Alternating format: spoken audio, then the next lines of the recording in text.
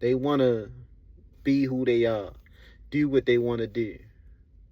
And that's okay. I'm not here to judge. I'm just here to explain what the scriptures say.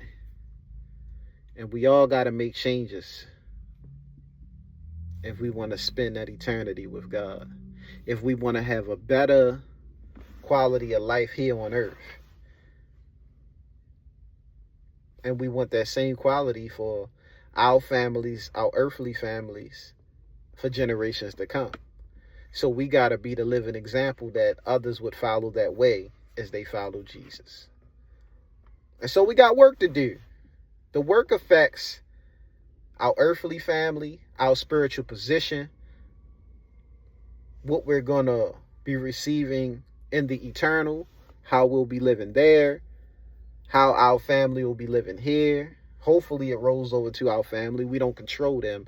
But usually when you set the example, people tend to follow that. When you do it earnestly, honestly. They see your sacrifice. They see your blood, sweat, and tears. They see the changing of your lifestyle. They see the blessings that God has poured onto your life. They like, man, wow. I didn't notice it at first, but now I see it.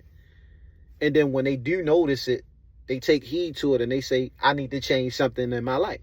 Let me give this a shot. It's not to be perfect, but it's to show God that you're trying. It's to show yourself want to prove to God. Don't worry about what you think. Man will fail you. You'll fail yourself. Don't worry about what you think. Worry about what God thinks. Ask God for improvement. Ask God to show you the right way, that you would show yourself approved to him, not to yourself, not to this world. Let a man examine himself, though.